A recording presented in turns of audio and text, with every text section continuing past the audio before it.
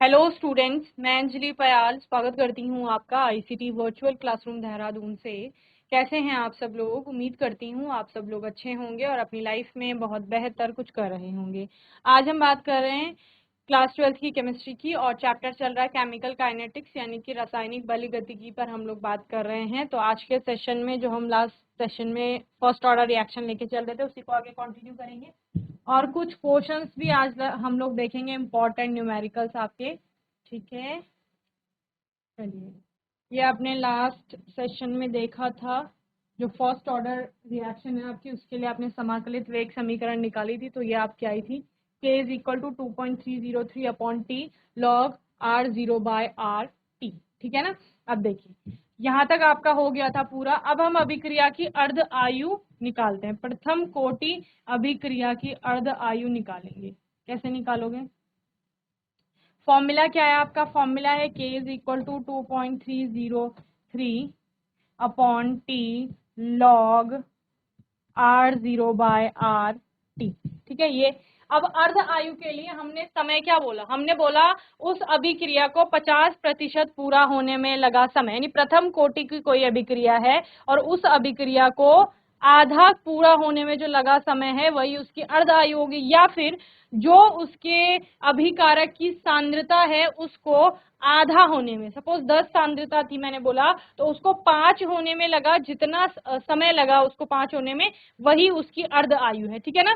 तो सबसे पहले जो हमारी t बराबर 0 समय पर हमने क्या बोला, यहां से लिख लो अर्ध आयु।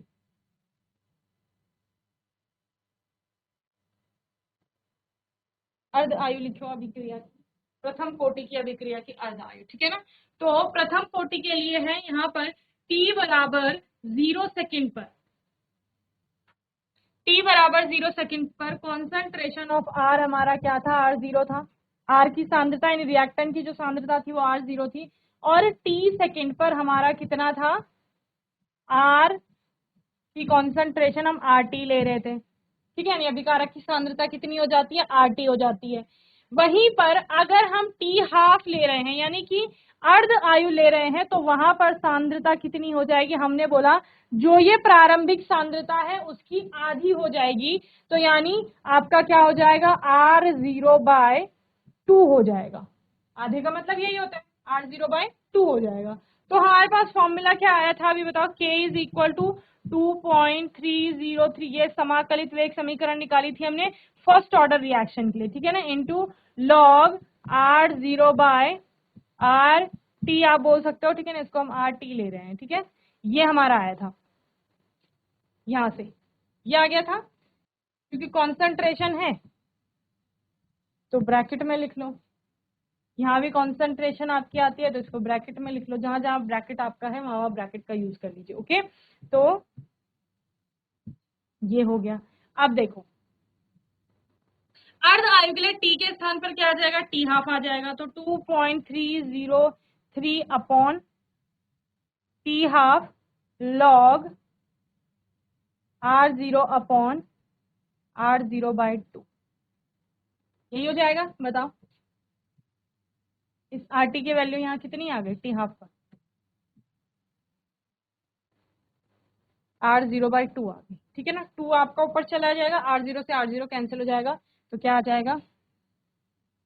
k is equal to 2.303 upon T half log 2, ये हो जाएगा। ये 2 आपका ऊपर चला जाएगा, R0 से R0 कैंसिल हो गया। ठीक है ना। तो 2 आ गया। लॉग 2 की वैल्यू होती है 0.301। ठीक है ना। तो क्या हो गया? k is equal to 2.303 upon T half into 0.301, log 2 की वैल्यू। ठीक है। चलिए इसको मल्टीप्लाई कीजिए, कितना आ जाएगा आपका?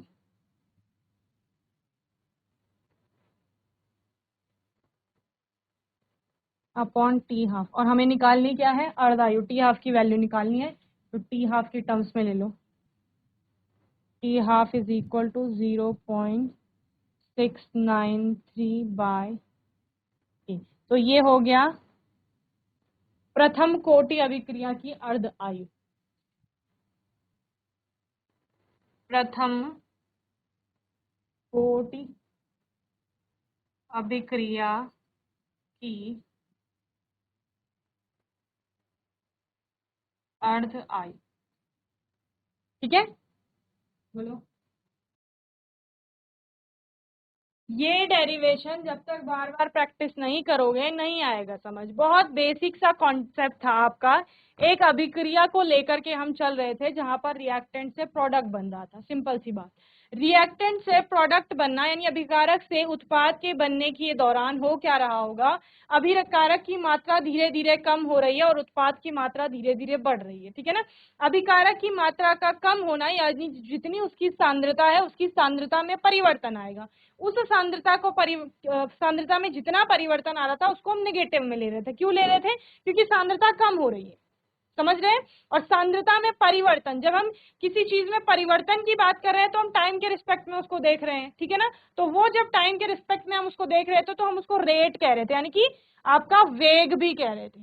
तो अभिक्रिया की दर में जितना परिवर्तन आएगा, अभिकारक की सांद्रता में जितना परिवर्तन आएगा, उसी को हम अभिक्रिया की दर या वेग आपका बोल रहे हैं। समझ रहे हैं। दूसरी ओर हमने क्या बोला, उत्पाद में वृद्धि हो रही है। तो उत्पाद जितना परिवर्तित हो रहा है समय के सापेक्ष, उसको हम पॉजिटिव में ही ले रहे हैं, क्योंकि उत्पाद तो आपका बढ़ रहा है ना, वृद्धि हो रही है। फिर हमने क्या देखा, हमने देखा कि अभिक्रिया में अलग अलग कोटियां हो सकती। ठीक है ना। यानी पहले हमने क्या निकाला, अभिक्रिया का जो वेग होता है उस वेग के लिए हमने एक व्यंजक बनाया था। ठीक है ना। वो व्यंजक क्या बता रहा था हमें कि अभिक्रिया का वेग कितना हो। फिर उसमें हमने जो अभिकारक की सांद्रताएं ली थी, उन सांद्रताओं की कुछ घातें थी। समझ रहे हो। उन घातों का जब योग किया तो उसको हमने कोटि बोला। ठीक है। फिर आपने बोला वो कुछ भी हो सकता है, वो कोई भिन्न भी हो सकती है, वो एक भी हो सकता है, वो शून्य भी हो सकता है। यानी पूर्णांक संख्या भी हो सकती है आपकी, भिन्न भी हो सकती है, शून्य, कुछ भी हो सकता है। समझ रहे हो।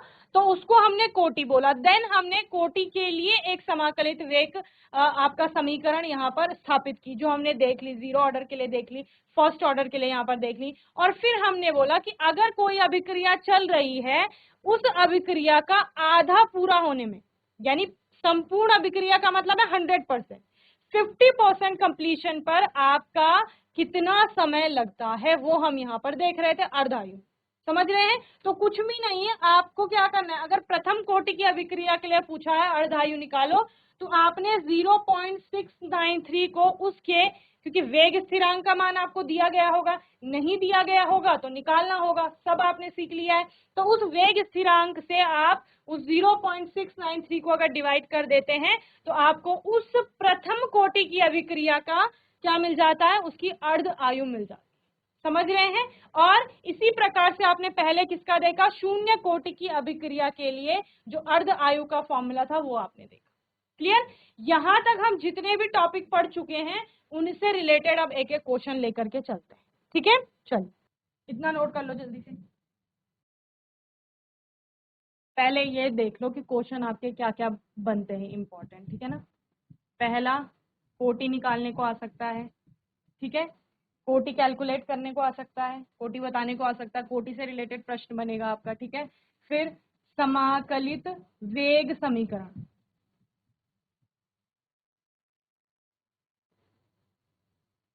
ठीक है। जितने टॉपिक अभी कर लिए हैं उनमें से बता रही हूँ। समाकलित वेग समीकरण, जीरो ऑर्डर के लिए आपको वेग समीकरण समाकलित करनी हो सकती है, या फर्स्ट ऑर्डर के लिए। ठीक है ना, यानी शून्य कोटि के लिए भी, ठीक है, और प्रथम कोटि के लिए भी। और इंपॉर्टेंट न्यूमेरिकल बनता है आपका अर्ध आयु, और वो 1 या 2 नंबर में बनता है अर्ध आयु निकालने के लिए। ये इंपॉर्टेंट है इस चैप्टर से। मैं आपको बता रही हूँ कि आपको जब बोर्ड का पेपर सामने आएगा ना तो इनमें से क्वेश्चन आपको दिखेगा ही दिखेगा। तो इनकी जितनी थरली प्रैक्टिस कर सकते हैं उतनी करी। ओके। और नीट का एग्जाम देंगे तो वहां भी इस पे आपको प्रश्न दिखाई देगा, नीट जेई जो भी आप देंगे। ठीक है। चलिए, प्रश्न है आपका, आपकी ही बुक का प्रश्न है, निम्न अभिक्रियाओं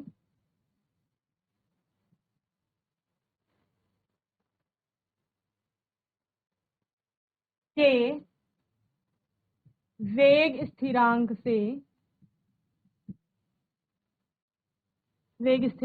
से इनकी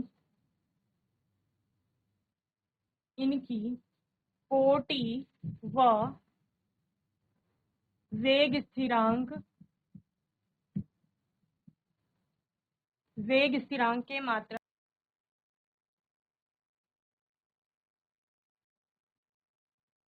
इकाइयां, मात्रक भी आ सकता है, या इकाइयां ज्ञात कीजिए।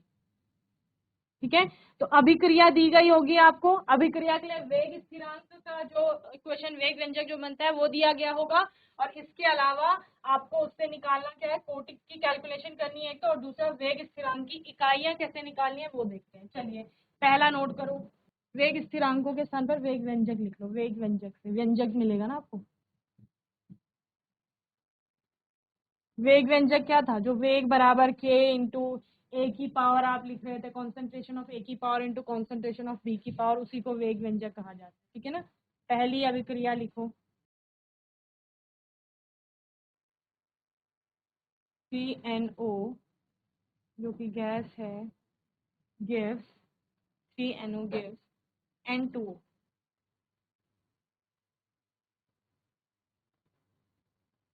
ठीक है, ये आपकी अभिक्रिया के लिए समीकरण है। यहाँ पर N2O भी आपकी क्या है, गैस। अभी यहाँ पर रेट या वेग बराबर आपको दिया गया है, रेट या वेग बराबर दिया गया है K इंटू, क्योंकि कॉन्सेंट्रेशन ऑफ अभिकारक ही लेते हैं आप, तो अभिकारक क्या है, NO, NO की पावर 2। ठीक है, अब क्या क्या गणना करनी है, कोटि की गणना करनी है, और वेग स्थिरांक के लिए आपको इकाई निकालनी है। सबसे पहले कोटि की बात करते हैं। कोटि आपने क्या बोला, जितनी भी सांद्रताओं की घातें होंगी उन सभी को हम योग कर लेंगे। तो सांद्रता एक ही है, एक ही आपकी अभिकारक है यहाँ पर, तो उसी की सांद्रता लेंगे हम। n बराबर क्या हो जाएगा, यहाँ पर 2 हो जाएगा, यानी कोटि क्या हो गई, 2 हो गई। अगर यहाँ पर NO के साथ कोई और अभिकारक भी होता, सपोज कोई ऐसी अभिक्रिया है जिसमें 2 से ज्यादा अभिकारक हैं, तो उसमें 2 से ज्यादा अभिकारकों की सांद्रताएं लेते हैं, तो फिर सब उन सभी सांद्रताओं की जो घातें होंगी, जैसे 2 है, किसी का 1 होता, किसी का आपका 1/2 होता, किसी का 3/2 होता, तो सबको आप ऐड कर लेते, फिर जितना आता वो अभिक्रिया की क्या हो जाती, कोटि यहाँ पर हो जाती। तो कोटि कितनी हो गई, यहाँ पर 2 हो गई। अब देखो, जब मैं आपको कोटि पहले पढ़ा रही थी तो मैंने आपको बताया था कि प्रथम कोटि की अभिक्रिया के लिए, द्वितीय कोटि की अभिक्रिया के लिए, या शून्य कोटि की अभिक्रिया के लिए आपका इकाई क्या होती है, तो आप डायरेक्ट वो इकाई लिख सकते हैं। ठीक है, या फिर आपका जो फॉर्मूला होता है उस फॉर्मूले में आप वैल्यू रखेंगे और फिर क्या करेंगे, यहाँ पर इकाई निकालेंगे। ठीक है ना, तो फॉर्मूला आपने क्या निकाला था, वेग स्थिरांक की इकाई बराबर आपने बताया था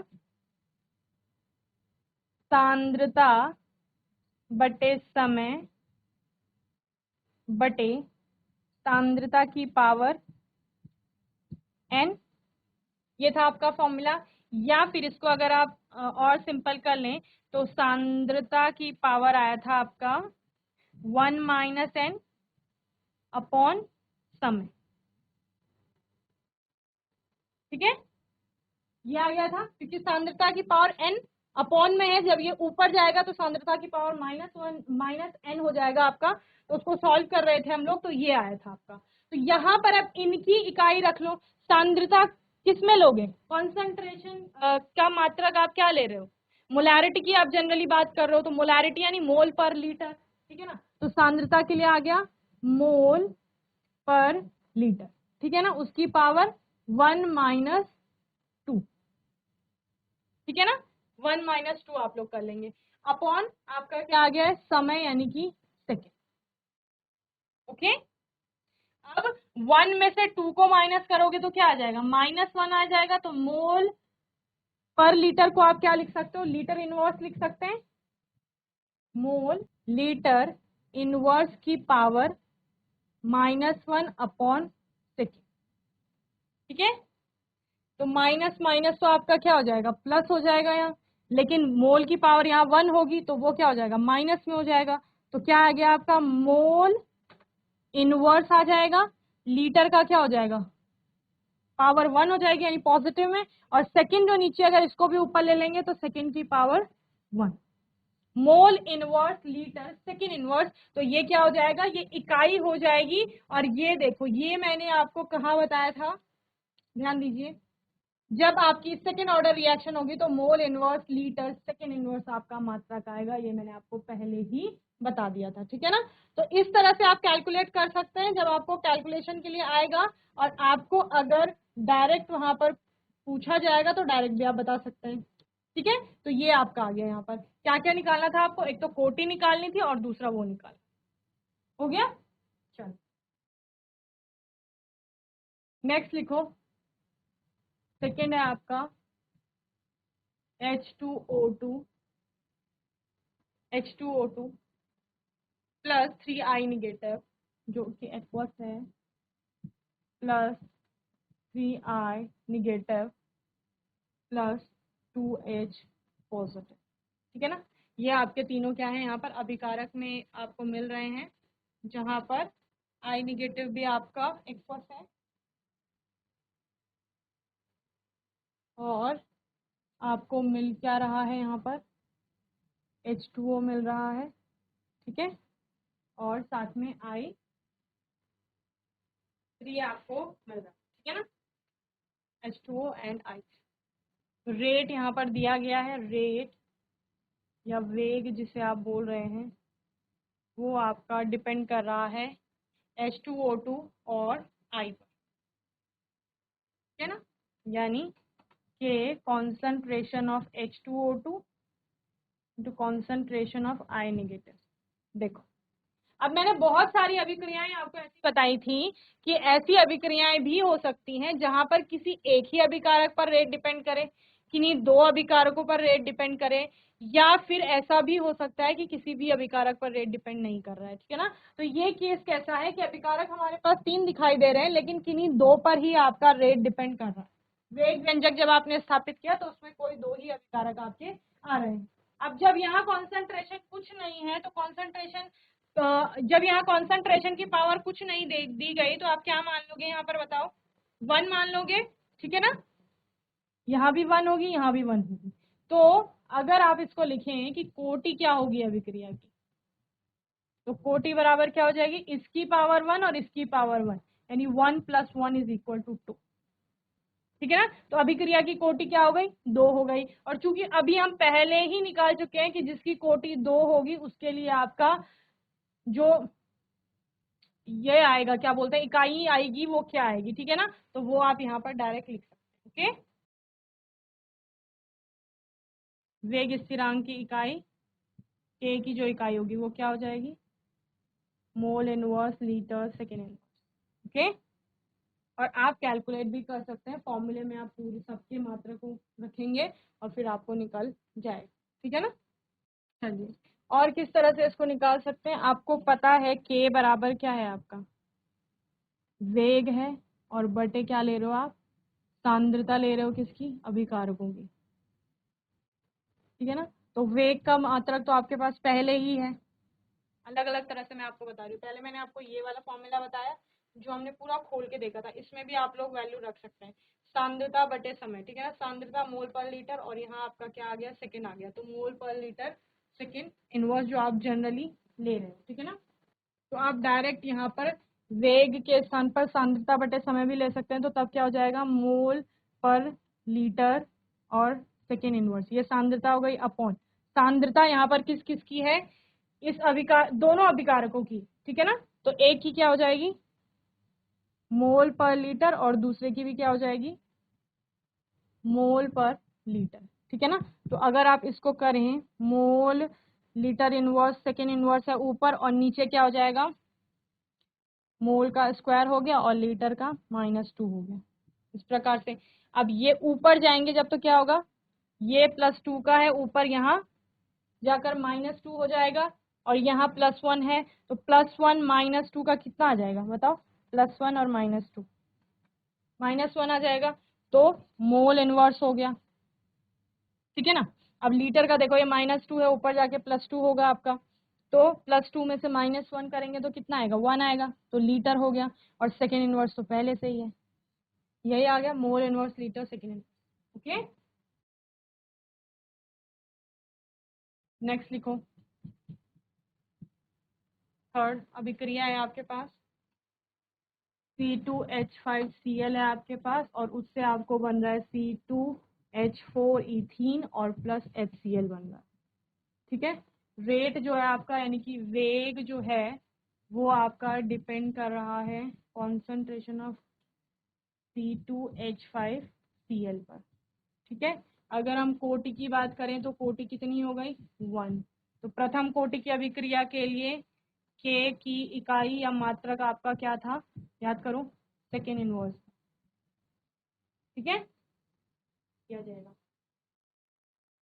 एक और है आपके पास CH3CHO gives CH3CHO इथेनॉल है आपका, या एसिटाल्डिहाइड, जो आपको दे रहा है methane plus carbon monoxide CH4 plus CO, ठीक है ना। अब इस अभिक्रिया में जो आपका रेट है, ठीक है ना, वेग या रेट जो आपका है, रेट या वेग जिसे आप कह रहे हैं, वो डिपेंड कर रहा है K into concentration of CH3CHO की पावर 3/2, ठीक है। अब देखो कॉन्सेंट्रेशन किस पर डिपेंड कर रहा है, इस पर डिपेंड कर रहा है, सिर्फ किस पर, जो वेग बोलेंगे वो किस पर निर्भर कर रहा है, सिर्फ इस अभिकारक पर, क्योंकि एक ही अभिकारक है यहाँ पर, इस पर डिपेंड कर रहा है। इस सांद्रता की जो घात है वो 3/2 है, तो ऑर्डर ऑफ रिएक्शन क्या हो जाएगा आपका, बताओ, ऑर्डर ऑफ रिएक्शन बताओ अभिक्रिया का, कि कोटि, कोटि कितनी हो गई, 3/2 हो गई। मैंने जब कोटि पढ़ाया था आपको, तो मैंने वहां पर आपको स्पेशली लिखवाया था कि कोटि भिन्नात्मक भी हो सकती है, आपको ध्यान रखना, ठीक है ना। 0 भी हो रही है, भिन्नात्मक भी हो रही है, और पूर्ण संख्या के रूप में भी आपको दिखाई दे रही है, ठीक है। चलिए, अब कोटि 3/2 हो गई, तो अब आप उसके लिए, क्योंकि 0 order, first order, second order के लिए तो डायरेक्ट यहाँ पर इकाइयां लिखवाई गई थी, 3/2 के लिए, 1/2 के लिए, इनके लिए इकाइयां नहीं लिखवाई गई थी, नहीं लिखाई गई थी ना, इनको तो आपको कैलकुलेट ही करना पड़ेगा, तो आप कैलकुलेट करो, कैसे करोगे बताओ। के की इकाई आपको निकालनी है, तो मैंने आपको सबसे पहले क्या बताया था, सांद्रता यानी वेग जो आ रहा था बटे समय अपॉन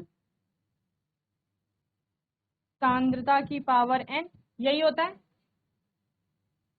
यही होता है ना, सांद्रता की पावर n यहाँ पर ले लो, क्योंकि वहां पावर एक ही थी आपका, तो ज्यादा फर्क पड़ा नहीं आपका।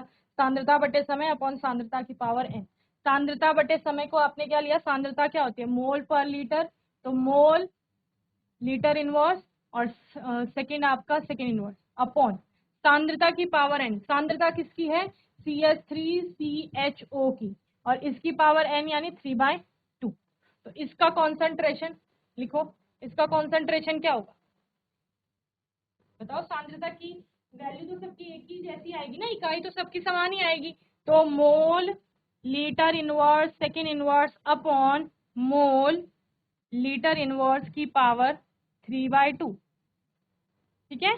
अब करो कैलकुलेट, क्या आएगा, मोल की पावर 1 है 1, और 3/2, तो 3/2 हो गया, या -3/2 हो जाए, समझ रहे हो ना, यानी mole litre inverse second inverse upon mole की पावर 3/2 और लीटर की पावर -3/2, ठीक है।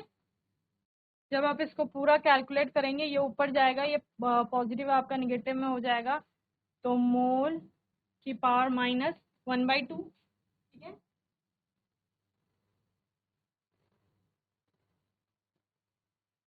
लीटर 1/2 और सेकेंड इनवर्स, ये आपका मात्रक आ जाएगा, ओके। इसी तरह से आप बाकी के न्यूमेरिकल भी जो आपकी बुक में हैं उनको करेंगे, और आने वाले सेशन में हम फर्स्ट ऑर्डर सेकंड ऑर्डर के लिए हाफ लाइफ कैसे आप निकालोगे, अर्धायु कैसे निकालेंगे, उसकी गणना करेंगे। कोई डाउट होगा, क्वेश्चन होगा, आने वाले सेशन में आप लोग पूछ लेंगे। इनकी प्रैक्टिस करते रहेंगे, और तब तक के लिए आईसीटी वर्चुअल क्लासरूम से जुड़ने के लिए धन्यवाद।